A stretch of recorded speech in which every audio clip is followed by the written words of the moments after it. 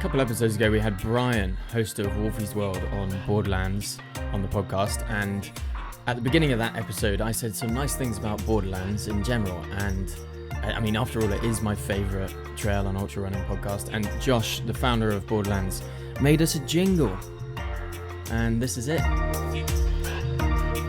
I like it, and there's some lyrics that come in a second that I think you might appreciate. We may not play it in everyone, but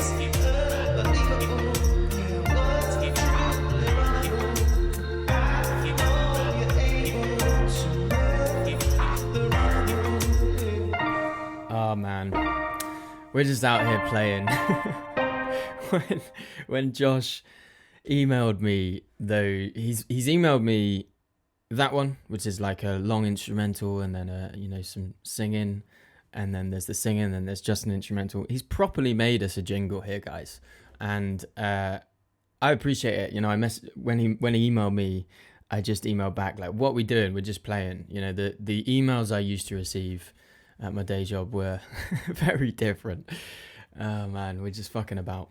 You know, we're not gonna lose the original guitar jingle. You know, I think I appreciate that kind of calm acoustic guitar. But I think we're gonna be throwing in some new sounds. You know, it's a whole production thing. I've just been doing this by myself and trying to get some more help in. Maybe I thought I'd start this episode before we dive into the topic in question, which is running in the online age, the pros and cons of the online running age. What have we called it? The good, the bad, and the algorithm. Maybe not. Maybe that's a bit cheesy. Before we get into that topic, talking about the pros and cons of like social media, the internet, and the online age, and how running is just so different now from when it was from 20 years ago, I wanted to just do a bit of housekeeping. I have been working hard on all things coaching in the background, and I wanted to give a bit of background on why I'm changing things up and what's happening, basically. So a couple of months ago, I launched the Coaching Hub. And the point of the Coaching Hub was that it would basically be sort of a repository of information for anyone looking to really know how to strength train, how to connect with themselves, with their nature, and it was kind of a repository of information to try and encapsulate my philosophy of training. And so I started putting information in there. I wanted it to all be purchasable individually as a course or as a piece of content. I wanted to give people different pricing options and that sort of thing. And as I started to put the content in there, it became apparent to me, and some feedback from a couple of members saying that actually it would be much more helpful to have some sort of programming in place, and actually all of this stuff, all of this information in the hub is useful, but it became obvious to me that once you get into the hub, you just don't really know where to go. And that's not what I want. I want to really genuinely help people, and as soon as I recognize what I'm doing, what I'm putting loads of effort into is not as helpful as I want it to be, it's time to change course and change direction. So we are pivoting. We're basically, I am taking on groups and actually coaching people in a group format. And we're changing platforms. The platform I was using was just not sufficient. It was pretty basic, to be honest, and there was some frustrations in the background around usability and how to actually build out what I needed to. So it wasn't a suitable platform for me. So I'm moving platforms, and in the process of doing so, I will also be emailing everyone who has been an initial supporter of the Coaching Hub. So if you have subscribed to the Coaching Hub already, if you're a member, fear not, you will get automatic access to the new hub, which is vastly improved. I am currently programming everything in there, and it's just a far better user experience. And from an athlete's perspective, you'll go in there, you'll have a program, so you'll have everything you need to do in that week. You'll have videos in there from me, guidance on all of the exercises. You'll have little sort of tidbits in there. Sort of, I'm going to be sprinkling in advice in there as you go through your program, and it's suitable for anyone who, from any level. You know, if you're spending only sort of 3 hours to 5 hours a week training, then I have a program in there for you, which incorporates both strength training and running. If you're training more than 12 hours a week, there'll be something in there for you to give you that strength program on top of your running program. And if you're looking to, maybe you're currently doing like 5 hours a week and you want to start building up, you can do that. You can build through those levels. And so it really is quite flexible. It's aimed at anyone who knows that they want to supplement their running with strength training. They know they need to have strength training as part of their program, but they just don't know what they're doing. So many runners, so many people just don't know what they're doing in the gym. They don't know how to connect with their body in that way. I want to provide that. I want to provide that information. And I want to do it with my style as well. And my style is very much one that focuses on longevity, but one that really focuses on kind of mindful training and focusing on each movement and being present in the process. All of that will become more clear. There is a link in the description below here where you can put your email in, and then I'll email you with all the information you need. Depending on when you're listening to this, if you're listening to this after the 2nd of June, then everything is live and the first cohort has gone in, and the next cohort will be in a month or so. So this is going to be in cohorts. There's going to be sort of a group come in on the 2nd of June. So there will be limited spaces, but there are plenty of spaces for people to come in the first cohort. It really depends on how much interest I get, to be honest. But there are limited spaces, and we're just going to be trying to really focus on getting it right from the start. And then if you miss out on the first, you can just come in a month later, and so on. Cool. That's enough housekeeping on the coaching. I'm really excited to release it. It's something that, you know, I've really been wanting to provide my coaching in a way that for me is scalable, for me is something that I can provide to as many people as possible. I don't want it to be just something I offer to, 5 or 6 clients.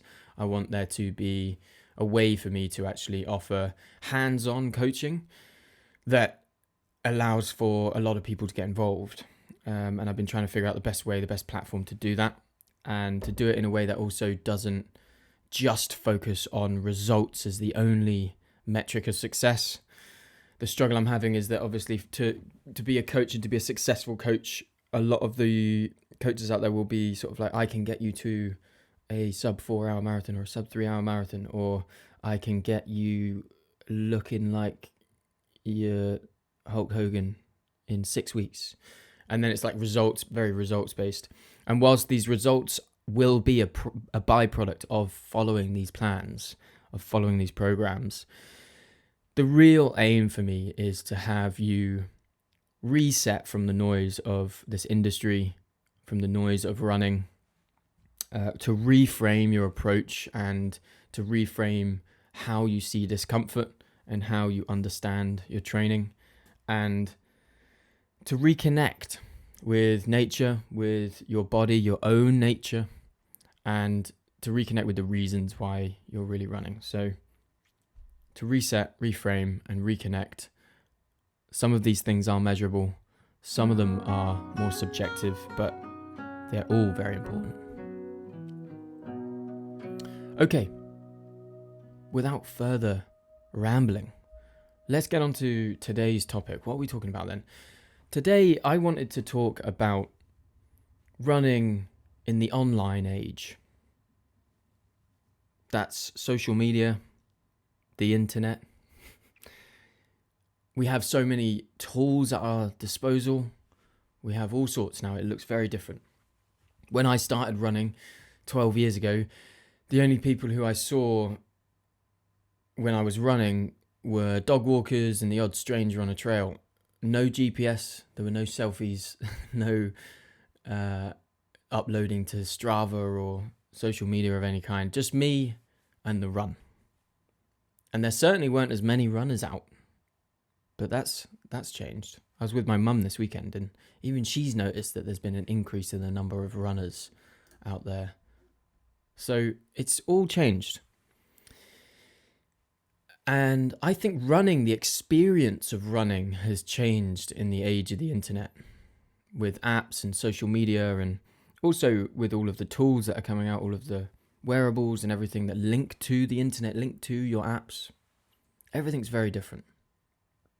And so as a long-time runner who was actually quite late to the social media game, although obviously now I'm very much part of the online running world, I wasn't very much into social media initially. When everyone started using Strava, I was still using Map My Run. Not that that means anything, but I had a Casio watch until 2020. I think that's right. I didn't actually have... Oh no, that's not completely right, actually. I did have a Garmin Vivo. Was that? Vivo Active. I had a Garmin Vivo Active for a little bit, and it was a hand-me-down from my brother.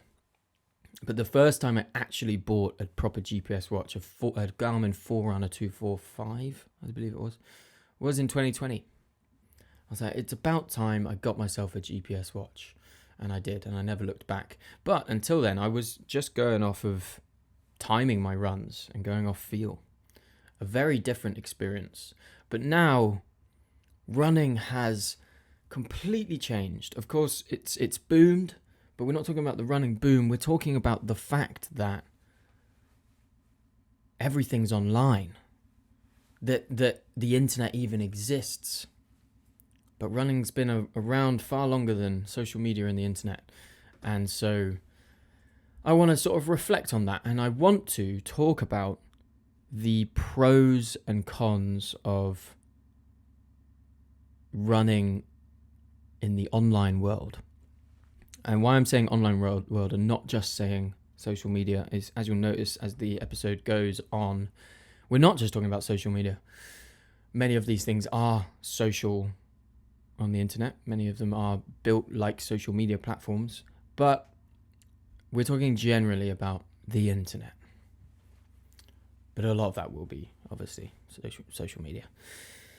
So I want to talk about the sort of cons, the pitfalls of the online running age, and then I want to talk about the pros, the gifts of the online running age.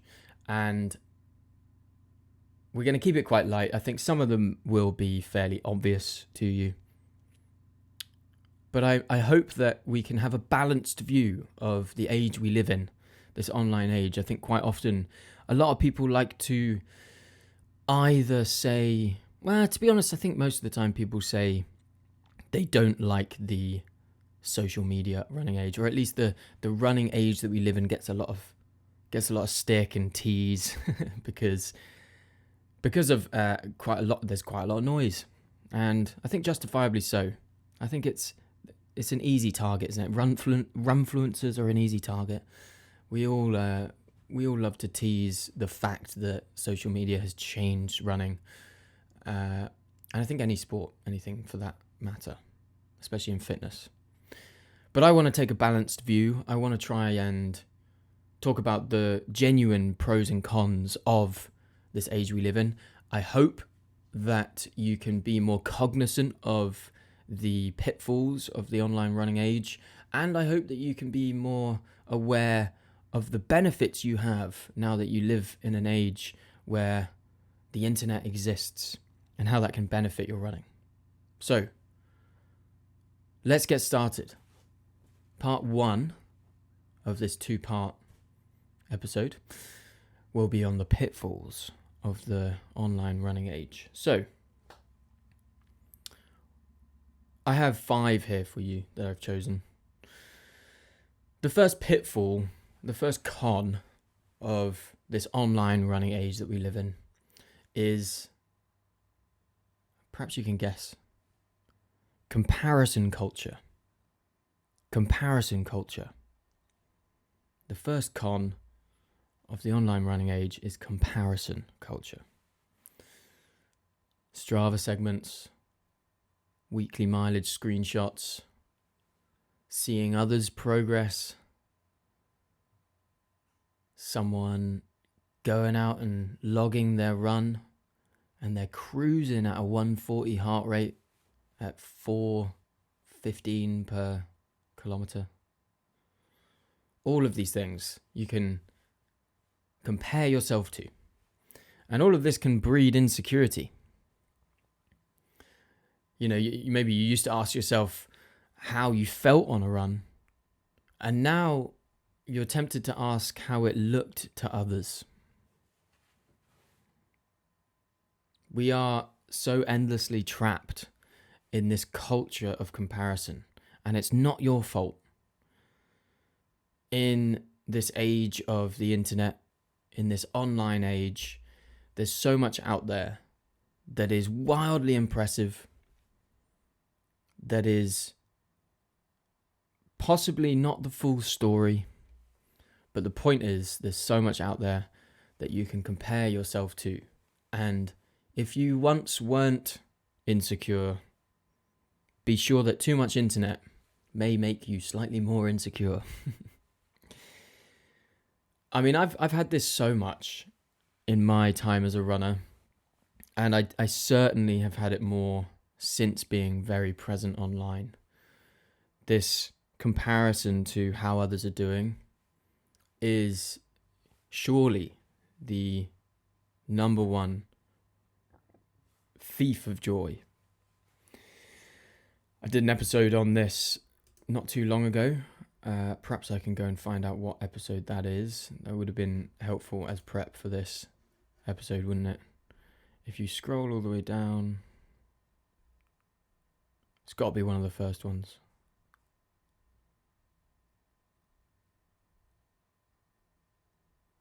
Managing Comparison, episode 4. I think that was a really good episode, if I may say so myself. And I dived deeply into the topic of comparison in running. And it is really a core killer of joy. And I just think that one of the sort of main cons of the fact that everyone has Strava, everyone's posting their runs on Strava, a lot of people who are really into running are posting a lot about running on social media. You know, it becomes a very obsessive thing to be doing. After all, running is something that you sort of do every day, right? You know, almost every day. So it becomes a real big part of your life. And if you're someone who has a 9-to-5 and then has kids, and then the only thing you sort of get to do by yourself, the only real hobby you have is running, of course, that's what you're going to be posting about. And so there's a lot of posting going on about running, and it can breed some insecurity because you're going to be comparing yourself quite easily to others. But may I remind you, you do not have the same story as anyone else. Your story is unique. And so comparing yourself, your own achievements, your own abilities, your own capabilities to anyone else is foolish, because you don't have the same story. They've come from a different spot. They have a different life situation. They have different health. They have different physical capabilities. Do not compare yourself to them. Compare yourself to yourself. Compete with yourself. Always look to improve. Put your best foot forward. And clap for them, so that they'll do the same when it's your turn to step up to the start line. So the first con, an obvious one, of social media or of the internet, is the comparison culture that we see rife everywhere. Number 2, performance over presence. Performance over presence. Races for the gram. Every run becomes content. You know, you see this a lot. You see this obsession, because we care so much about how things look to others in this age of the internet. We care so much more about performance, about metrics, about numbers. And there's a lot of that. You know, there are some who even openly admit it's the only thing that matters. There are runners out there who talk about running and say the whole point of running is to run fast. I disagree. Yes, as a sport, to be the best marathon runner, you have to run that distance the fastest. As a sport, of course, these are the metrics we look for.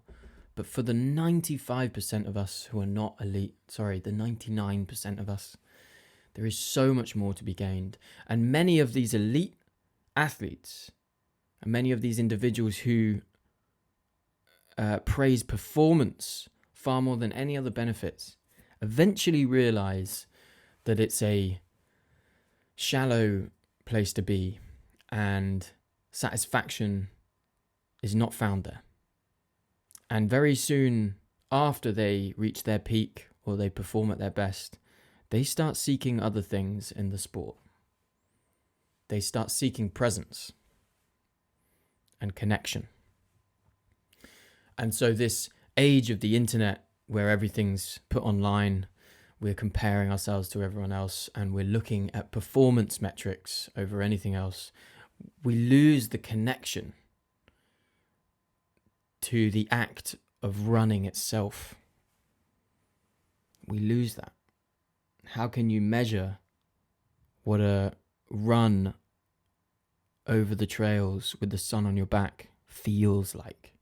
How can you measure that? How can you show that to others on the internet? It's very difficult to, because it's a very personal thing. But I would say I would trade all performance metrics and achievements in the sport for the presence I gain on the trails. If I would never gain presence, if I were to never gain presence on the trail, that feeling of floating over the trails, if I were to never gain that, because if I had to, lose that for performance only, I wouldn't run. So, in the age of the internet, the second con is we focus far more on performance over presence and all the other benefits we gain. Number 3, the third con, the third pitfall of the online running age: trendy gear and identity curation. Trendy gear and identity curation. I have spoken at length about the rise of running aesthetics, people dressing for the image of being a runner rather than the running itself. Running's cool now. Never used to be. But run crews have become social clubs, There's a running scene. There's a big running scene here in London. And in that scene, there's trendy gear that everyone wears. There's certain sock brands. There's certain... what do they call it? Oh, I can't remember what they call the really light vests. Singlet. A singlet. There's trendy singlet. There's singlets out there that cost £90 to £100. And people are buying it not for the material, not for the quality, truly. They're buying it for the status, for the label, to be trendy, to be part of that, to communicate their identity, to be part of that scene. And what does that cause? That, in my mind, causes, for a lot of people, a feeling of exclusion if you're not in the right gear or you're not part of the right scene.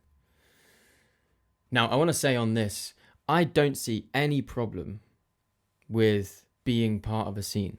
I also certainly don't see any problem with investing your money in high quality gear that excites you and makes you want to put it on, of course. But whenever there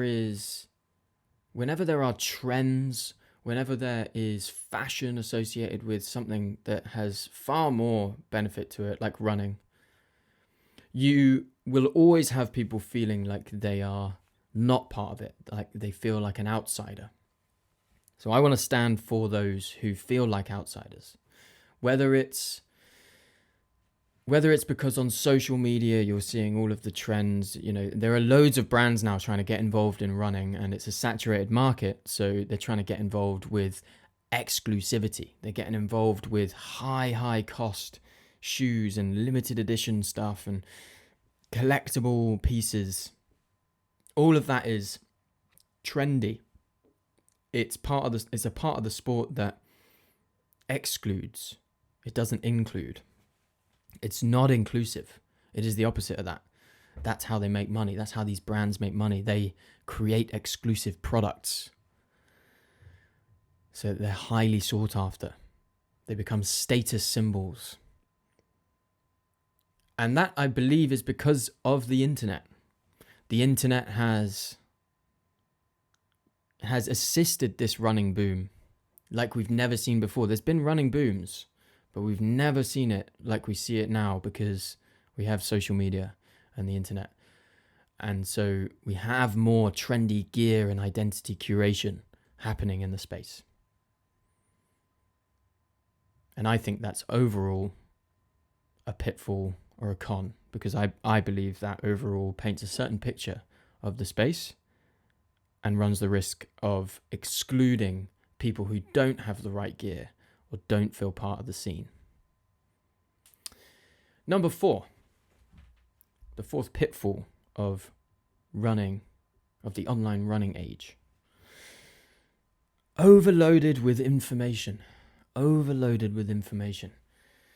There are too many experts, too many voices. It's hard to hear your own. It's hard to know what's true. Should I be nose breathing? Should I be doing zone 2? Should I be barefoot? Should I be keto? It never ends. All of this information can seem a bit much. And I've always thought, for a sport that's so simple, we focus on all the wrong things. There's just so much noise out there. There's so much overloading of information, and most of that information is unnecessary. So this has to be only due to the fact that the internet exists, and we are bombarded with information, and all that information is presented to you in the most captivating way that the creator can possibly present it to you. Whatever that creator is, whether it's an individual or it's a brand or even if it's, I don't know, some sort of media company or information provider, they're going to try and provide it to you in the most captivating way. With clickbait stuff, with captivating hooks. If you're still doing this in the gym, then you must watch this video. If you're still doing pull-ups in the gym, then you have to watch this, because I've got the best exercise for you. All that stuff. Or all of the overload of information about products that are unnecessary for like recovery or whatever else. Recovery is simple. Fuel well, move well, sleep well. You don't need big inflatable boots. You don't need all of these creams, all of these balms.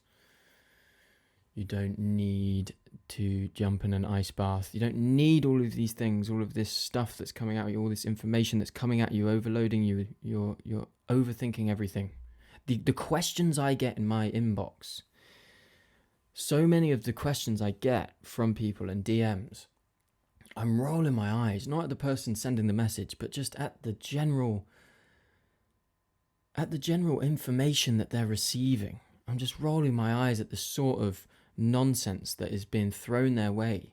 And there's a friend of mine who's just starting, kind of getting into his training. He's training for an 80k, and he's not like a massive runner. He's just sort of just getting into being a consistent runner, and he wants to do it the right way. He wants to also gain a bit of size. He wants to get into the gym. So I'm going to be helping him with this process. And he's asking me some questions, and a lot of these questions, I understand where they're coming from, but they're coming from ultimately a place of being overloaded with information. So he's like, do I need this? Do I need that? What supplements you take for this? What this, blah, blah, blah. I'm like, whoa, ease up, bro. It's not that complicated. And it doesn't have to be for you. But the internet, social media, all this stuff, it can make you feel like you don't know where to start because there's just so much information coming your way.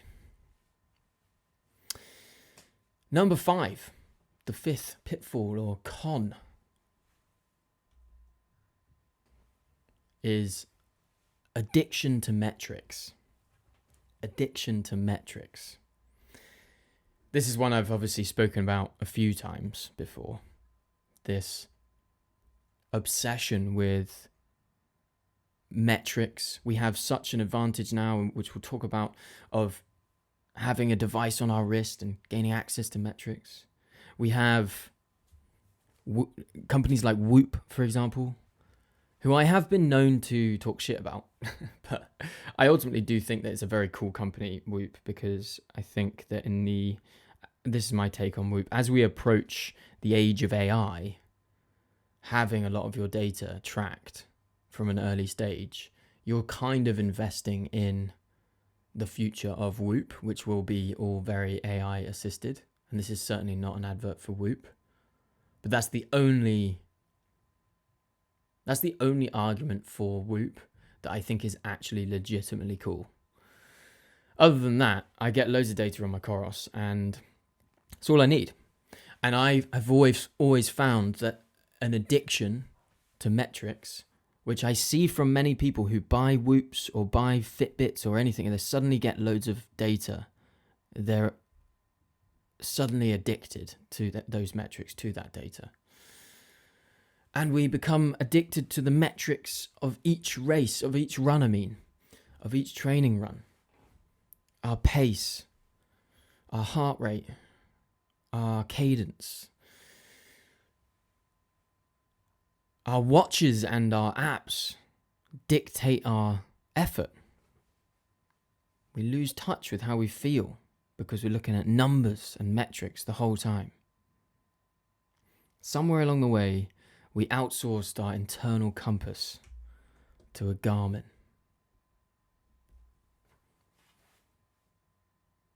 And I think that's a shame. I do think that's a shame.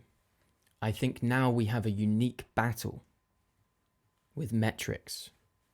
We have a unique battle with our addiction to what we see at the end of our run, or even our addiction to checking our watch every 2 seconds as we run along. And this addiction takes us away from how we feel, and it takes us away from the present moment, and it takes us away from what running really feels like. Somewhere along the way, we outsourced our internal compass, our ability to tune in to how we feel, to a Garmin, or a Coros, or a Polar, or a Sunto, or an Apple Watch. Other brands are available.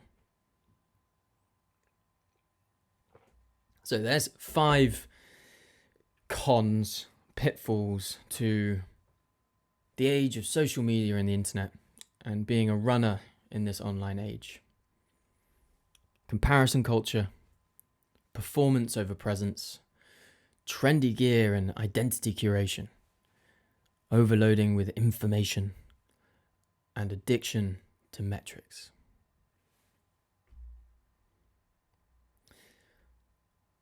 I've felt all this. I know how all this feels. The reason I have listed these things is because they're the things I've struggled with. I still feel it sometimes. I still feel like I still compare myself so much because I see so much out there. I compare myself. We all do. I still find myself focusing far too much on performance over actually just enjoying the process and being present in my run.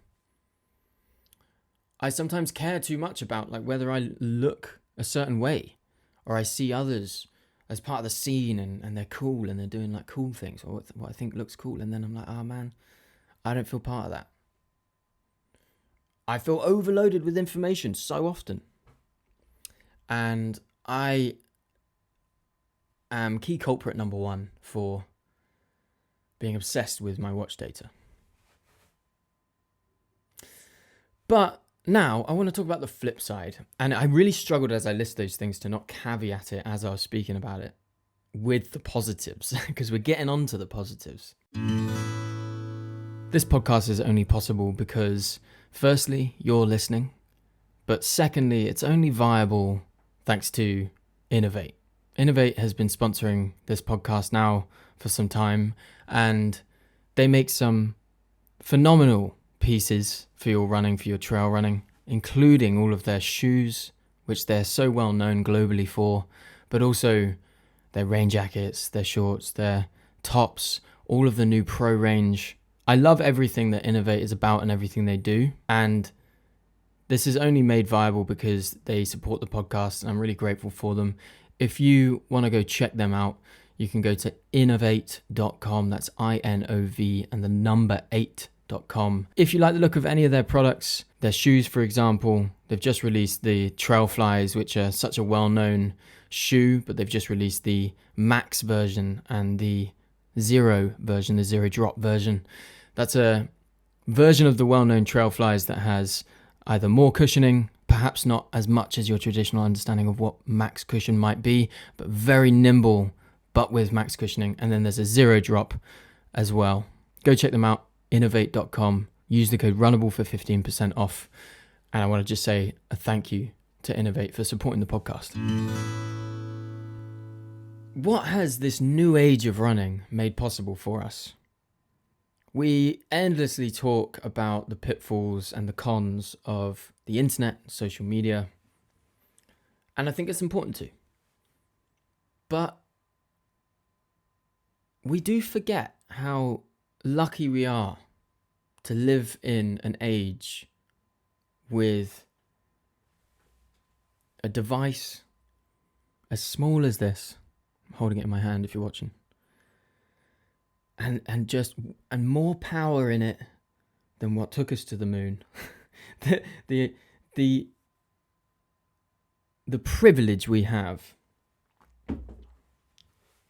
to access the internet so easily is something to not be forgotten. And so I have 5 gifts of the online running age for you here. 5 pros, you could say, of living in an age with the internet and social media and being a runner in this age. And the first is, I think probably the most obvious, and I've alluded to just now, access to information. Access to information. You're listening to this right now, and I do hope that you find this podcast helpful. I hope that you find some of the episodes information dense. If you go back to some of the earlier episodes, they're really information dense, and I plan to do more of those, deep dives. I hope you find it enlightening. I hope you find this podcast something where you can really learn something. And without the internet, without the privilege that you have, you wouldn't have access to this podcast and many other podcasts. I'm wildly grateful for Borderlands, for example. I feel part of something when I listen to Borderlands. I'm grateful for other training podcasts I listen to. There are some social media accounts I just adore. I love. I don't follow many at the moment. I've unfollowed. Here's a fun little anecdote for you. I've unfollowed about 1,500 accounts in the last couple of months. I've been spending too much time on social media, and a lot of what I do, a lot of the promotion of stuff I do, I try and provide a lot of information on social media. I post a lot, obviously. You may be listening to this because you first came across my stuff on social media. I love it for those reasons, but there's real risk of me falling into the trap of I go to post something on my story and then I find myself just scrolling mindlessly. And one sort of way that I've tried to combat that, among other different methods, is just unfollowing a load of people. And I do apologize if I've unfollowed you, but I don't want to be a passive consumer on social media. But there are a few that I've kept in my limited list of less than 200, fewer than 200 accounts. And those accounts I adore. I love them. And I love the tips I get. I love the information I get, the perspectives I get from social media. Training knowledge, podcasts. I have access to studies. I don't have to go to a library to find world-class studies on this stuff. Form tips. All just a search away. And we can also learn from elite athletes and everyday runners. You know, it's not just the elite athletes that have something to share that you can learn from. The beauty of social media is you can learn from everyday runners too. Everyone who's sharing their stories, sharing their journey, they might have a really unique journey and you can learn from them. There's so much to gain from all of the content that is on social media. We focus so much on slating the negative content, but there's so much positive content on social media, and there's so much information on the internet in general, and that access that we have to that information is like it's never been before. And that is a true gift. So number 2, the second gift of the online running age is community and connection. I do think that this is a really powerful one, you know. I felt very lonely as a runner for many years, and I sort of became very much my own thing. And it's only been in the last couple of years that I've started to admit that there's massive benefit in not just identifying as a solo runner and being so adamant that I'm a solo runner, I run alone. I used to joke about it. Like if someone said to me, oh, do you want to go for a run together? I would joke and just say, no, I only run alone. No, I'm a solo runner. Because it is quite funny to just sort of I found it kind of humorous. I don't know. It's probably not that funny. But I obviously found real solace in solidarity in my running, and I found peace there. But I've also really found way more connection and community since posting on social media, since engaging with the running community on social media. Finding people who love running like I do, in the way that I do, even when they live on other sides of the world, that's precious stuff. You know, last week when I was speaking to Wolfie, he's out in Arizona. He was up at 4:30 a.m. to talk with me on the podcast. And I feel like I've formed a real connection with him from the other side of the world. The same with Josh at Borderlands 2. The same with so many others who I've connected with on the other side of the world. Josh Lynott, who'll be back on for a That's Notable episode. He's in Australia. So many of you are from all corners of the world. It is quite insane, the sort of connection that we can build, the community that we can build from different sides of the world. I'm having a look here at where you're all from. UK, Australia, United States, Germany, Canada, Netherlands, Denmark, Sweden, New Zealand, Ireland, Norway, Belgium, France, Spain, Switzerland, Italy, Austria, South Africa, Portugal, Finland, Singapore. There's someone listening from Czech Republic, Malaysia, Philippines, India, Romania, even United Arab Emirates, Greece, Mexico, Poland, Brazil, Hungary, Thailand, Croatia, Japan, Slovakia, Indonesia, Luxembourg, Slovenia, Iceland, Hong Kong, Argentina. I could keep listing. There are so many of you listening from different parts of the world, and that is powerful to me. That means so much. I'm looking at a little map right here, a world map. And although most of you are here in the UK, the second biggest population or biggest chunk of listeners for the podcast is out in Australia, other side of the world. And I think that's a beautiful thing, and that community and connection that we have thanks to the internet, online friendships, support systems, there's even virtual races that go on. This is all sick. I love it. It's all cool stuff, and we wouldn't have that if it wasn't for the internet. A real gift. Number 3, the third gift of the online running age. Opportunities and creativity. I would be remiss not to talk about my own journey here. I am someone who has now made a career and trying to make a career out of throwing stuff up on the internet. Content creation, podcast, having a newsletter with thousands of people subscribe to it. And the ability to virtually coach people from anywhere in the world. All of this stuff is a massive opportunity. When I was lost in my career and I was going through a bit of a quarter-life crisis, I knew that fitness and running was my thing. I sort of admitted to myself that it always had been my thing. And so I thought, what can I do in this space? I thought, okay, I'll be a personal trainer. So I qualified as a personal trainer and I was personal training. And as I was doing so, I saw a massive opportunity. And this opportunity was online. And so I started posting content. I saw social media as a gigantic opportunity.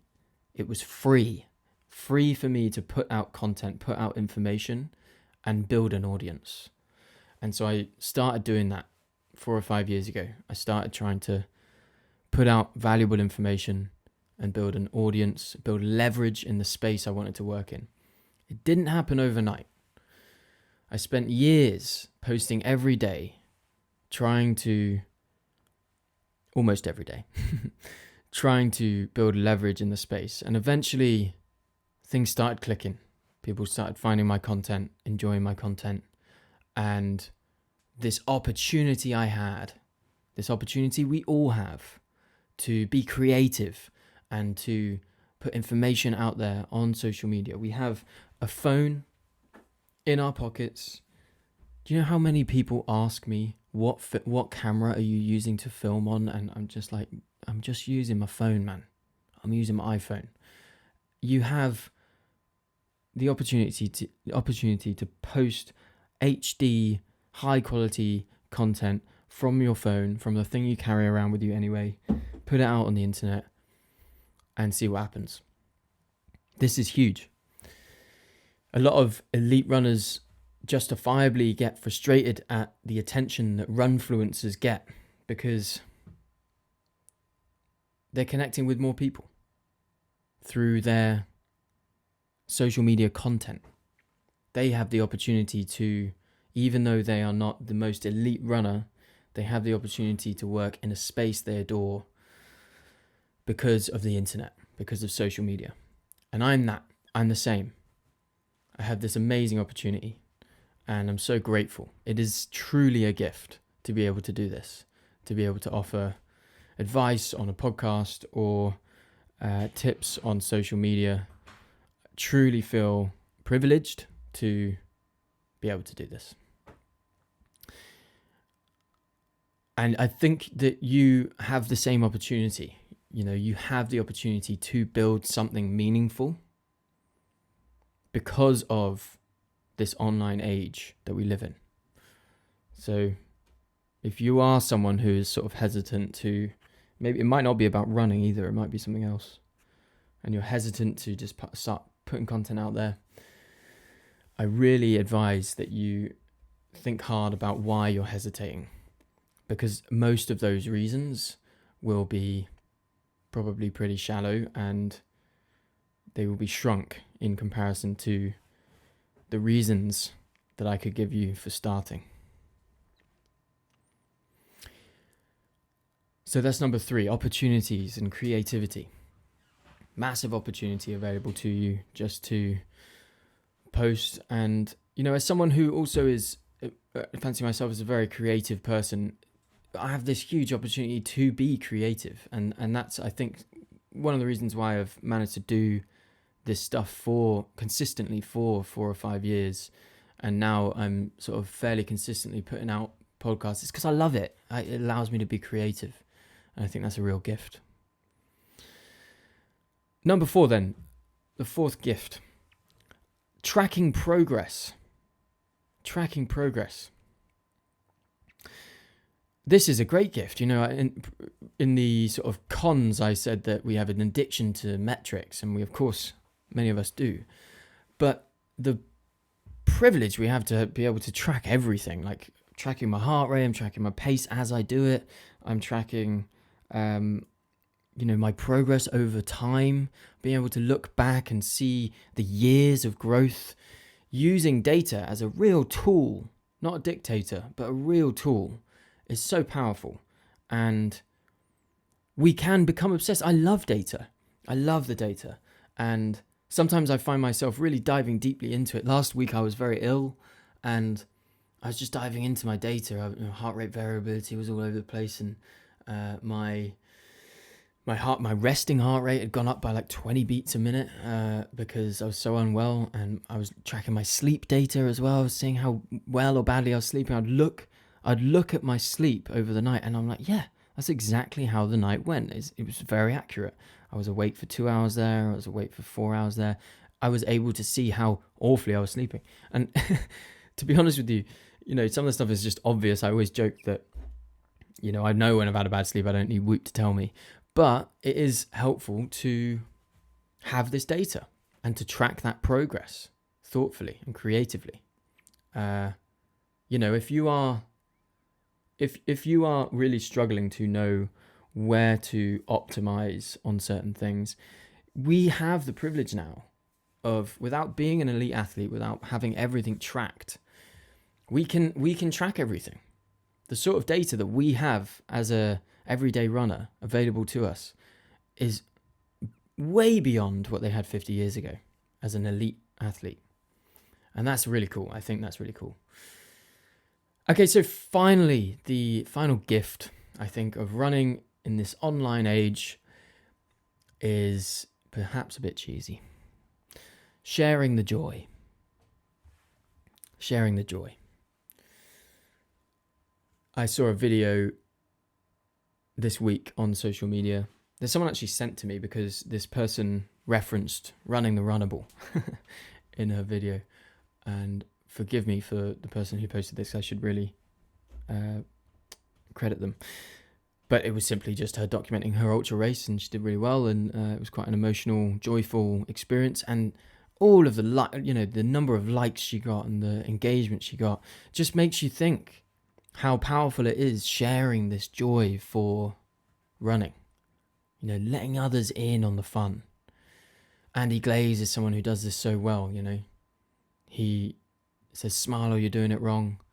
He's always just having a good time in a type 2 way out on the trails, and he's really sharing that joy. And that's encouraging for a lot of people. That makes people want to go out there and enjoy it themselves. He's inspiring people to start running. And a lot of people are doing that. A lot of people are inspiring someone to start running just by being themselves. Just by sharing the joy that they have for it. So, as much as people who share their running online, on social media, get a fair amount of grief, nicknamed runfluencers and teased for putting selfies up of them running over the finish line, all this sort of stuff. That's all positive. It's all good stuff. We're all just sharing the joy we have for a hobby, for something that brings so much value to our lives. And I think the ability to share it and the ability to see others sharing it is a gift. And I love it. So they're the sort of 5 gifts I have for you on the online running age. Access to information, training knowledge, podcasts, studies, form tips, all just a search away. Community and connection. Finding people who love running the way that you love running. Forming online friendships. Opportunities and creativity. You have a massive opportunity in front of you. You can use it. Tracking progress. The ability we have now to track our progress thoughtfully over a long period of time is incomparable, really, to where it was 50 years ago. Well, it's comparable, but it's just worlds beyond. And sharing the joy. You know, we can get quite nostalgic about how things were before social media and the internet. We can sort of think, we can reminisce about how it used to be and how these days it's not like it used to be. Well, I want to just maybe remind you that maybe the key to this is to remember to remember who you are before all of this social media, who you were as a runner before all of this social media, before the algorithm, and bring that version of you into the online world, not the other way around. So I remember not caring about the data. I remember really feeling how it felt to run. I knew how the certain paces felt. I was very present in my running before the algorithms. I want to bring that person into the online space. I want to have people remember that there's so much more to metrics and performance. There's so much more to running than comparing yourself to others. So I want to ask you a question. What would your running look like if no one could see it? Would you still love it? Okay, we've reached that part of the episode where we do some listener questions. I'm saying it's that part of the episode, but we haven't actually done listener questions at the end of an episode for a few episodes. So, sorry about that, but we're going to do 3 listener questions here.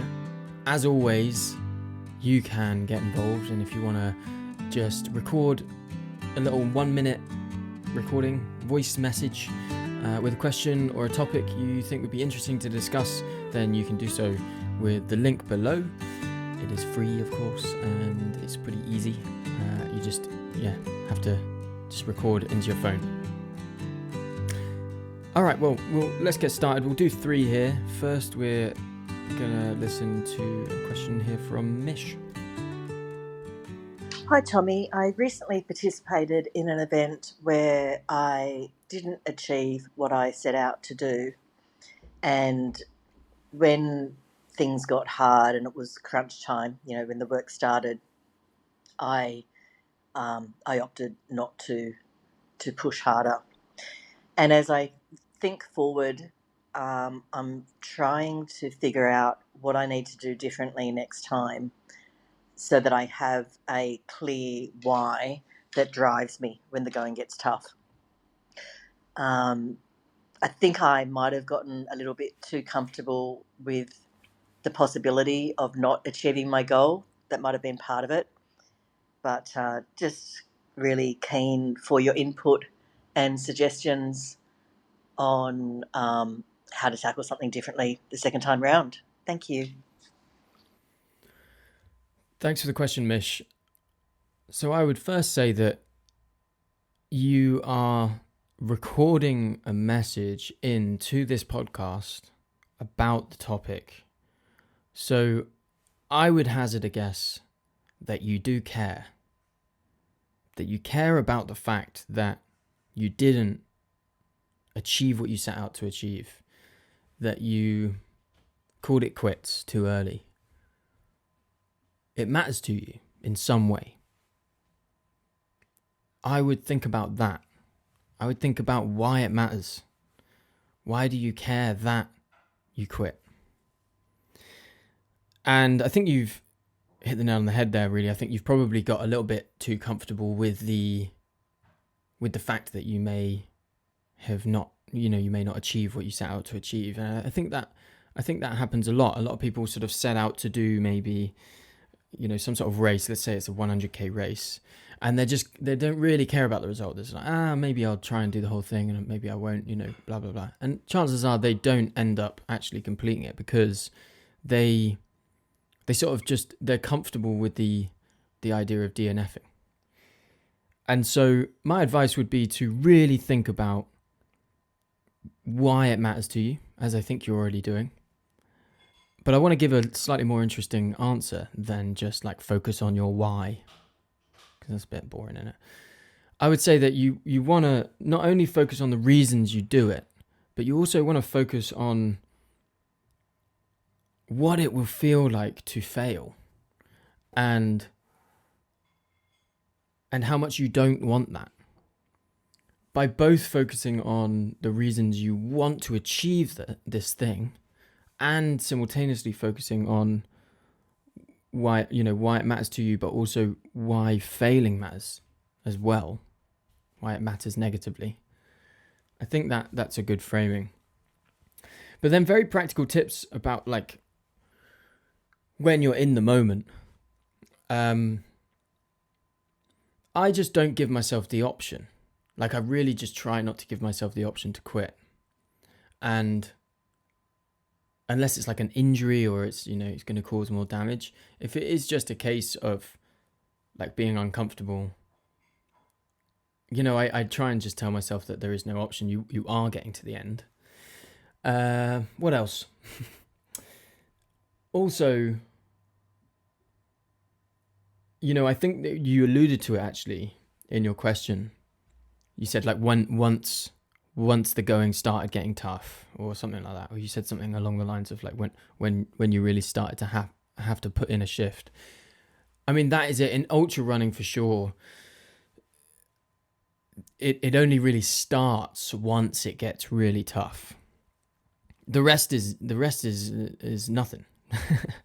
The struggle with an ultra is that you can get to a distance that you can run, but the task only really commences. The challenge only really starts when you enter the pain cave. That's when the fun starts happening. That's where you learn. That's where you gain the most as an individual, and from it as an experience. You really do truly gain the most from an ultra marathon if you go to places you haven't been before. Courtney Dauwalter speaks about this, I think, when she spoke to Rich Roll, maybe. She said that when she thinks about the pain cave, and when she thinks about the pain cave, she used to think that she would try and delay how long it would take to get to the pain cave. And then she actually flipped that on its head, and she started thinking about how she can get to the pain cave as quick as possible and start digging.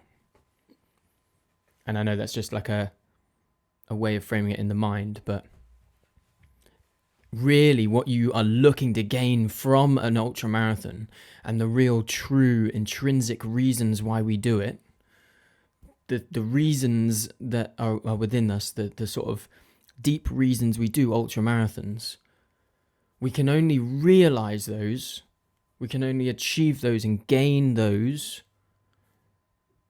after it gets real hard, after we start doubting whether we can continue.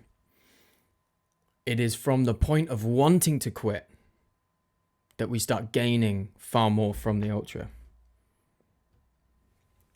Even in the gym, if you're doing something, if you're 8 reps into a 10 rep set and you just decide to quit, truly where you gain the most is in the 9th and 10th rep. That's where you gain the most. We're not doing these reps in the gym. We're not just trying to get through the exercise. We're not doing it just to get it done.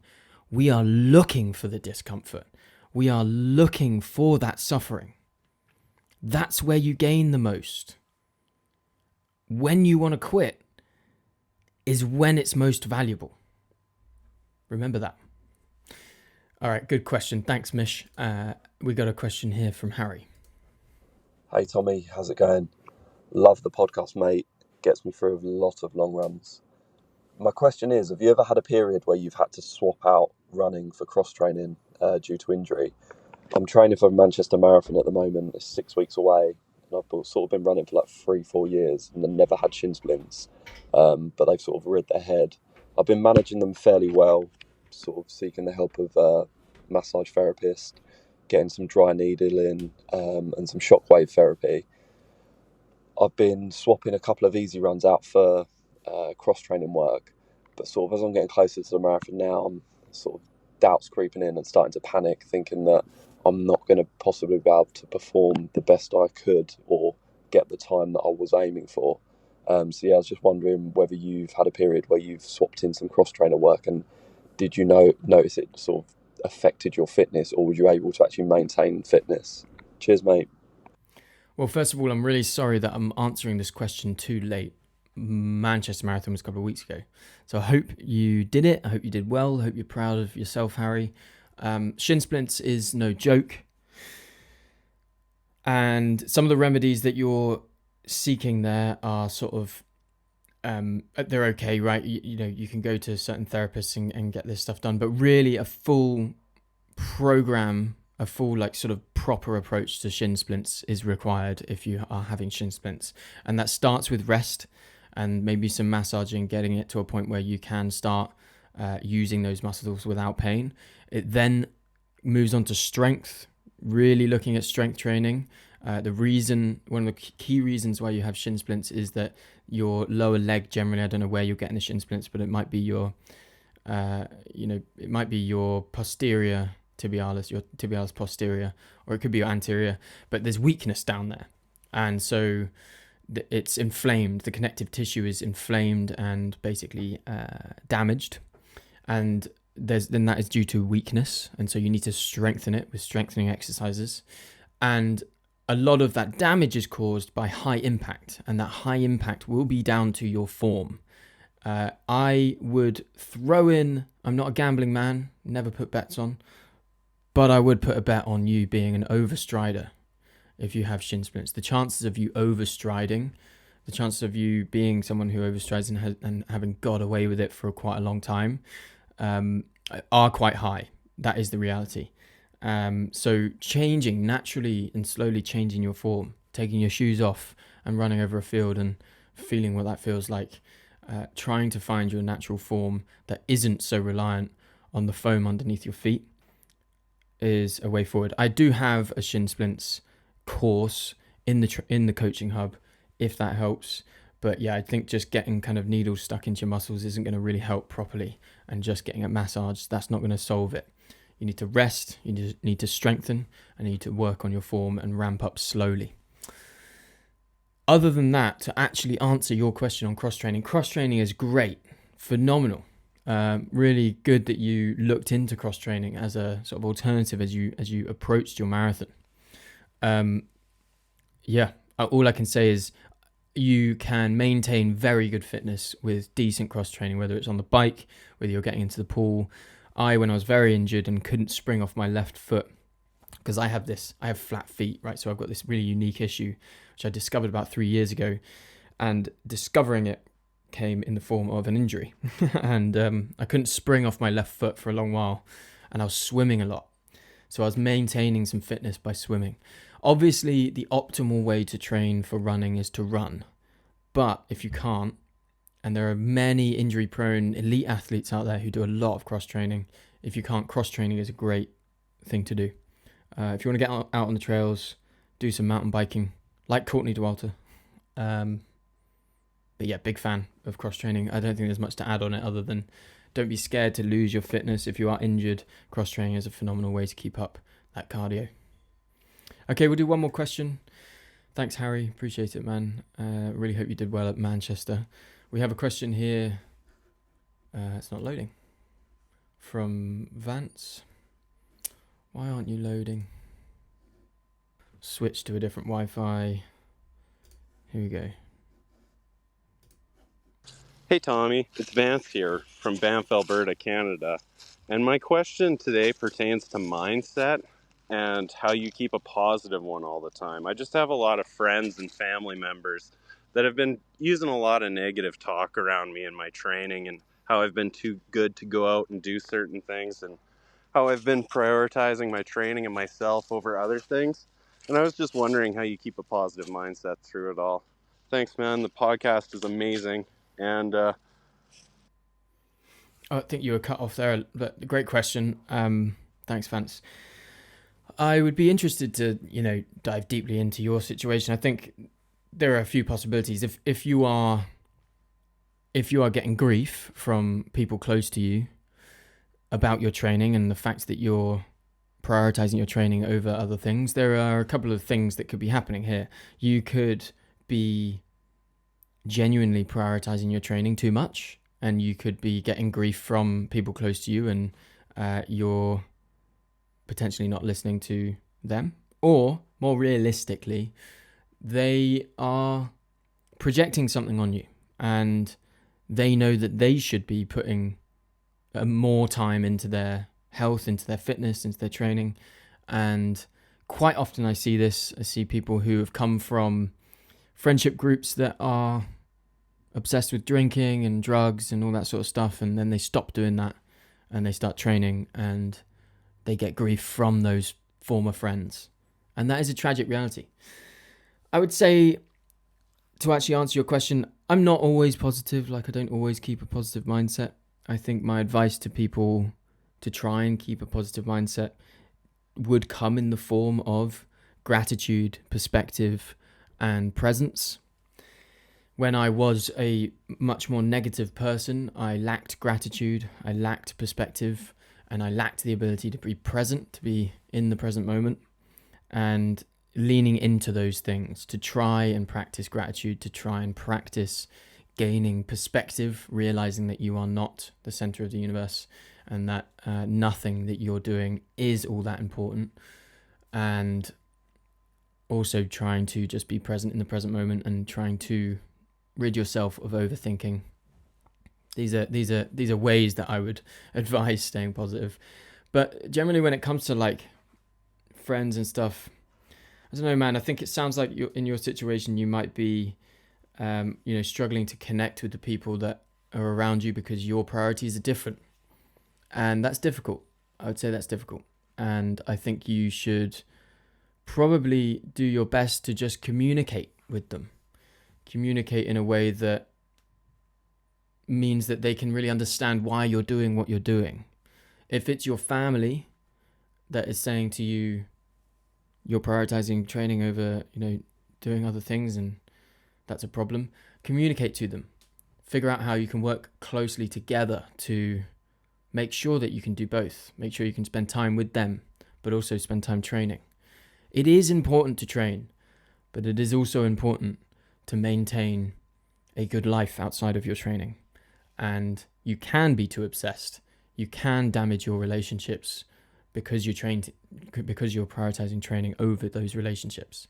And communication can be a great tool to make sure that those who your training affects understand what you're doing, why you're doing it, when you're doing it, and through that communication you can actually plan appropriately. Cool. Also, just train in unsocial hours. I've always trained first thing in the morning.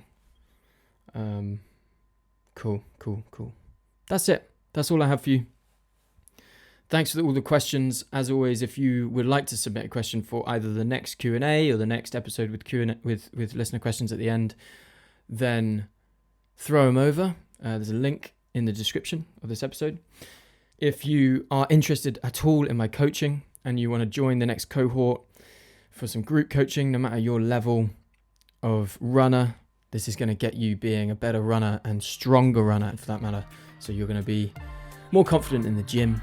If you're interested in that, there's also a link in the description for that. Just go check out the description. There's loads of links in there. See what you can do. And I appreciate you listening. Thanks again. We'll see you next time for will next time be, for next time will be a That's Notable with Josh. So, see you then. But until then, run the runnable, keep showing up for yourself, and I will see you next time.